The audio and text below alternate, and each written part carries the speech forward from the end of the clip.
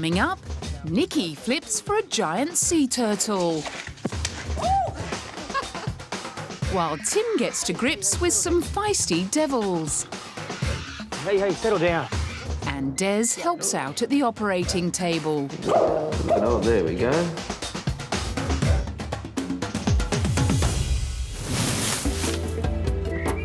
Nikki has found some amazing animals to look up to. You know that expression, you scratch my back and I'll scratch yours? Well, it's a whole different story when you're a giraffe with an itch.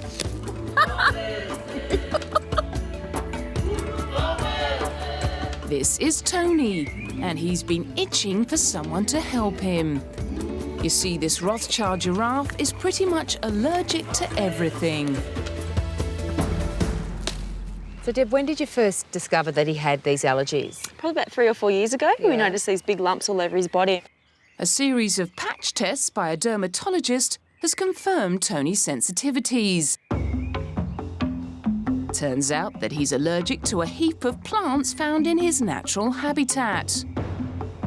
Although not that common, it appears that Tony's allergies run in his family. His son is also affected. And the news for Tony gets worse. He's even allergic to his favourite food, willow. Good boy. To control the itch, he must have ongoing treatment, which includes a daily skin brush. Who knew giraffes were so hairy? There's a lot of hair. You can feel the oil. It's very oily, so that's his skin condition, which makes it oily like that. God, I'm never going to complain about my dog hair ever again. Just chill, buddy. Keeping a giraffe locked in a cage for treatment every day isn't easy. So Tony's been trained to enjoy the confinement. By touching his nose to a stick on command, he receives a heap of yummy rewards. This keeps the 15-year-old entertained and happy. So it's really important to give them the treats that they love the most. So basically this is like giving cotton candy for kids, this is cotton candy for a giraffe. As part of Tony's ongoing therapy, a monthly injection is also needed to keep the itch at bay. Oh, look at him. So is this where you actually give him the injection? This is where we give him the injection, in the chute, and Brooke just tries to keep his concentration over there while I can actually sneak on in and give it to him without him knowing. And it lasts how long? It lasts for about 20 days, and then straight in like that. Oh, Bubby.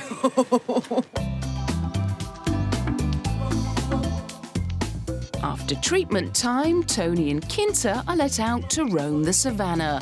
Devoted keeper Debbie keeps a watchful eye. He's getting on, he's getting on. He's very pretty.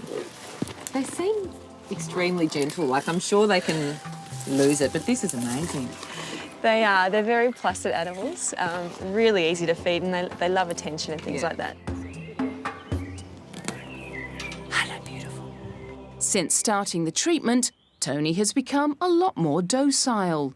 Not constantly scratching has made him a lot calmer. His skin has also started healing, much to his keeper's delight. It's really nice to see him comfortable and happy again. Well, for now, it looks like Tony's got that itch scratched. Oh, yeah, but yeah.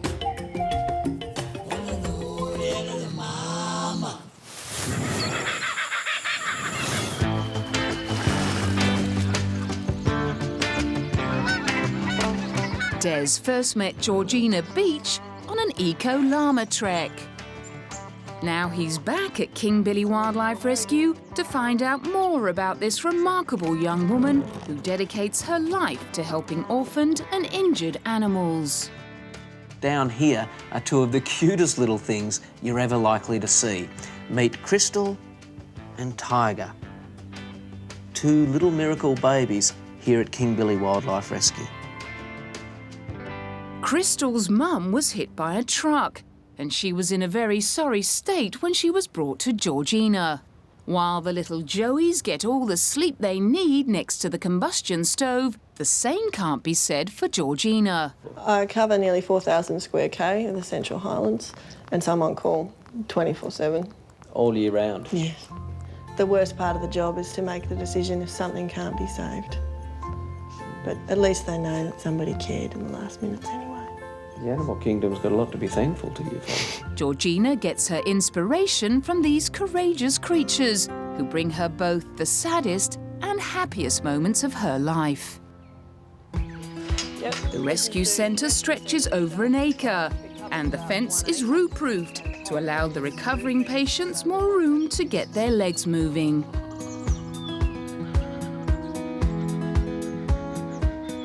And this is Charlie. He was rescued by Georgina as a joey, and she's been rescuing him ever since. A few months after being released, he was back again with lumpy jaw, which often proves fatal in kangaroos.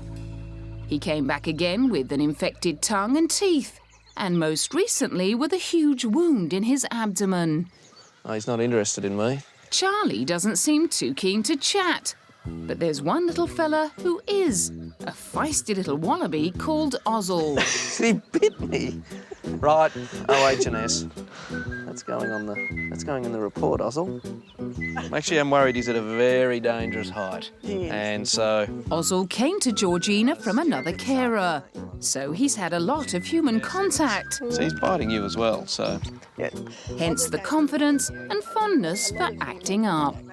Once he's had a crack at Des, he's ready to take on the sound guy and the cameraman as well.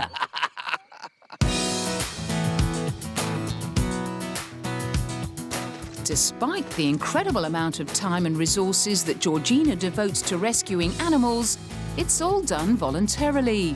She relies on breeding llamas and income from the property's 2-bed and breakfast cottages to make ends meet. You're 23, you've done all this, you've got an incredible setup here.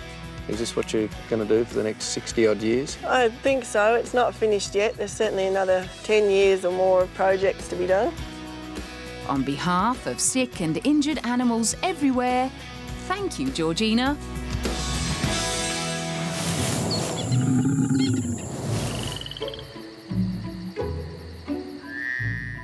Who says they're slimy and ugly? Tim's here to tell you that frogs rock, and they definitely don't give you warts. Problem is, where frogs like to live, we do too. Beautiful bush with nice views. When we build houses, their habitat's destroyed. Today, he's on the hunt for 2 of his favourite species, both high up on the endangered list. The first one is the poetically named red-crowned toadlet. Death adder, look at that. These guys are all through this habitat, and they're one of the most dangerous snakes on Earth. They're in the top 10. And extra incentive to wear boots in the bush. He's on the move, on the lookout for food. Let's hope he doesn't get to the red-crowned toadlet before Tim does. Now, these guys are extremely venomous. They've got big front fangs, and you do not want to get bitten by one of these guys. If you come across one of these in the wild, best to walk away. Making plenty of noise to alert snakes works just as well for frogs. Listen to this. Everywhere. There must be 50. Oi, oi! Every species of frog has its own distinctive croak. Could that be the red-crowned toadlet, I hear you ask? And the more noise you make, the louder they get. And once one goes, they set each other off. OK, time to get down and dirty. The gloves are to protect the highly absorbent frogs from human bacteria. They're tiny, smaller than a 5-cent piece. Incredibly hard to find. Tim's hoping that the bright goldy red colour on their head will show up against the mulch. Look at this.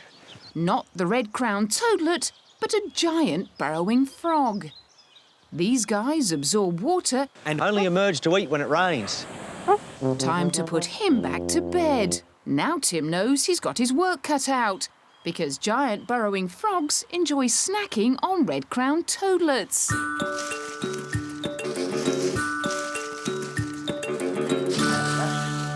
We just heard one here. There he is. Look at that. Behold, the highly endangered red-crowned toadlet. They may be tiny, but no detail has been spared in their stunning design. Look at that. Just stunning.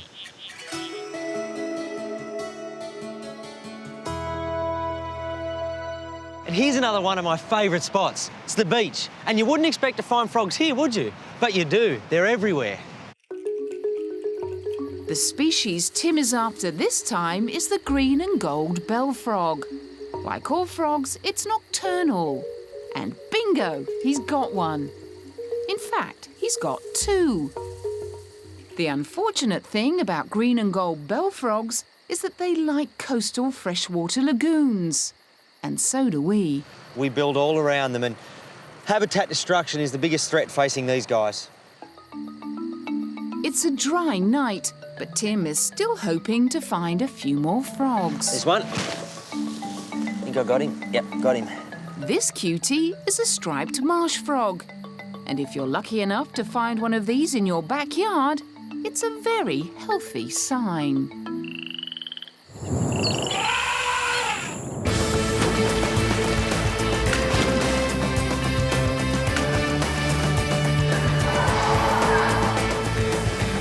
Thousands of spectators flock to Seaworld every day to enjoy the talents of its gifted performers.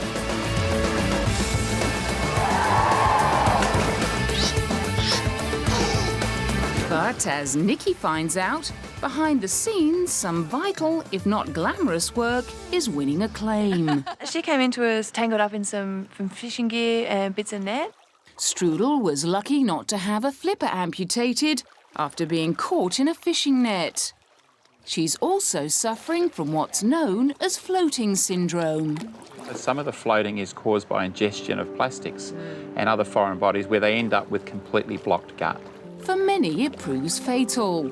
Thankfully, Strudel was saved and has been nursed back to health by Steve McCourt and his team of carers. Oh, look at you. The sea turtle is ready to return to her natural habitat after just a few months of rehab. Slightly Monica. After a vet examination and some last-minute checks, Strudel is tagged and will soon be on her way home. Apparently it's like having your ear pierced. She told you that, did Yes, she? yeah.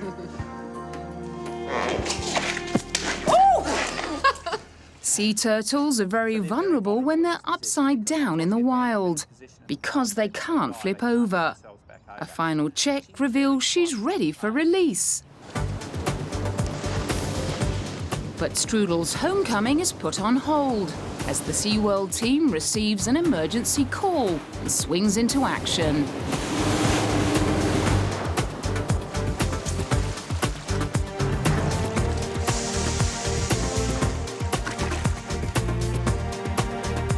Something is clearly wrong with this turtle for it to have ended up on the beach. It has obviously been deposited here by the wind and tide. Okay. As the rescue continues, you don't have to look far to see why these wonderful animals are at risk. Among the man-made dangers, craypots. Thousands of them all over the northern coastline of Australia, all of them potential death traps for our turtles.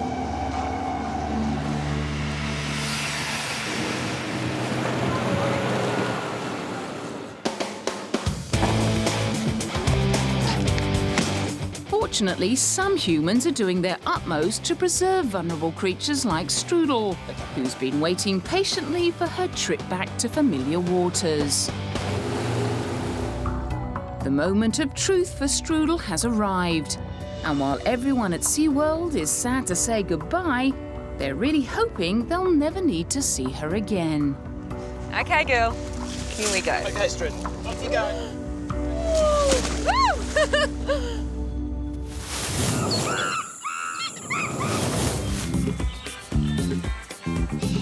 This is Lee and Mur, long-time residents of Cairns Wildlife Reserve in Queensland.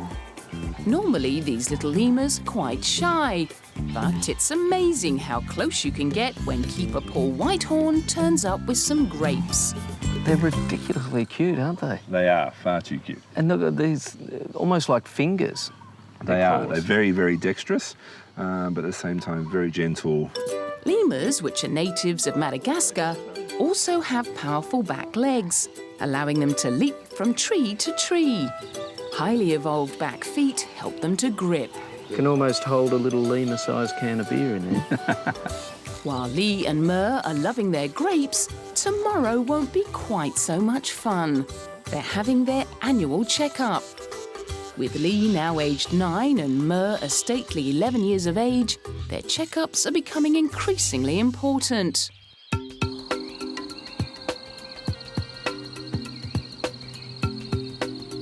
Early morning, and it might be another day at the office for the other animals, but not our little lemur friends. Lee is first. Paul and Sam the vet work quickly to minimise the time she's sedated.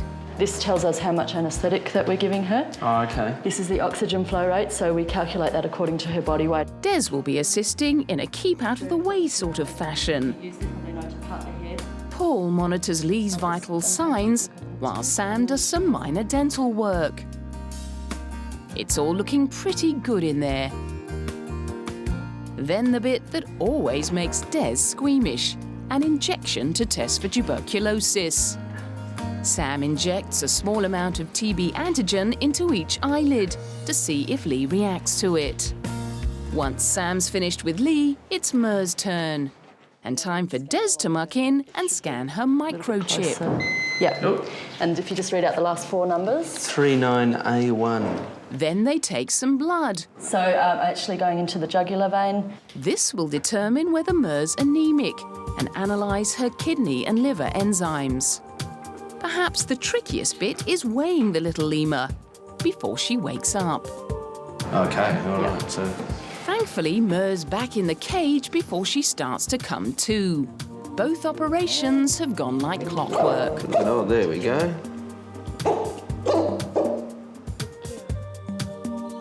And after a couple of hours of quiet time, both Lee and Mur are back to their tree-jumping best and still on the lookout for any stray grapes that Paul may have left.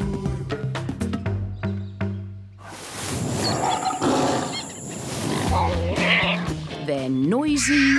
Hey, settle down. Settle down. They're grumpy, and they sure can bite. He's going to take your finger off. It's a dangerous job, but with the Tasmanian Devils facing extinction due to a deadly facial cancer, saving this precious species is one of Tim's top priorities. With the disease the way that it is, these little guys are going to be the future of Tassie Devils, potentially. If it doesn't slow up, the captive population is it. It's good to see a bit of fire in them. You're going to need that later, mate. You're going to need that. Today, it's time to toughen up one of the boys. Dundoo's a bit of a sap.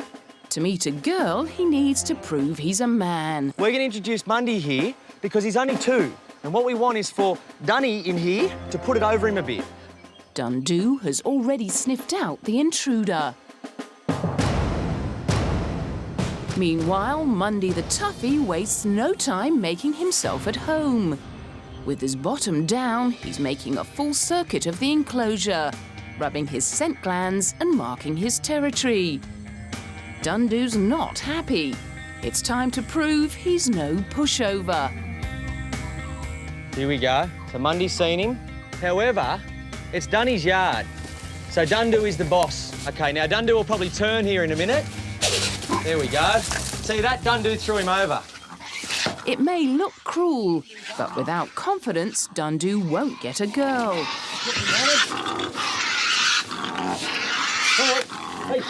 Hey, that's it. It's a proud moment for Tim. His little boy has grown up. It all went to plan, a fight for dominance in which nobody got hurt. When females come around, Dundoo will now have the confidence he needs to start breeding. The day's over at the reptile park, but for Tim, it's just starting. There's always work to take home. Tonight, baby devil Mirabuka and Chucky the tawny frogmouth are coming to stay. Hi, baby. Hi. How are you today? Good. Did you have a good day? Yeah, busy. What's Chucky been doing? He started eating again. Oh, good. Yeah, he's looking good, eh? Yeah, he looks Yeah. lovely. Well, pretty Say hello, little book. Tim's wife Liz is used to the unexpected guests. Cleaning up after Tim is the challenge. You better get your boots off, mister. Hello, matey. It's a busy household with lots of hungry mouths to feed. First job is mixing up the milk formula. Everything's got to be like he's feeding from mum, so we have a teat that mimics a devil's teat. The bottle's quite small and keeps the milk nice and warm. Mirabuka is a typical baby. He just loves his bottle. They're such messy feeders when they get started. Slow down. Slow down, that's a boy. For the guests, this is a great home away from home. And we'll just get a couple of pinkies for Chucky. Go on. Good boy. Straight down the gob. Good fella. See you a bit later. It's not your usual suburban household. Not many people have one of Australia's most amazing animals playing hide and seek in the lounge room. It's already been a long day, but the work doesn't stop. Tim's little visitors need regular night feeds. This really is a 24-hour-a-day job. But would Tim have it any other way? This job never stops, you know, but it's very special and I feel very lucky to have little animals like this at home. Being able to make a difference to his life, he most certainly makes a big one to mine.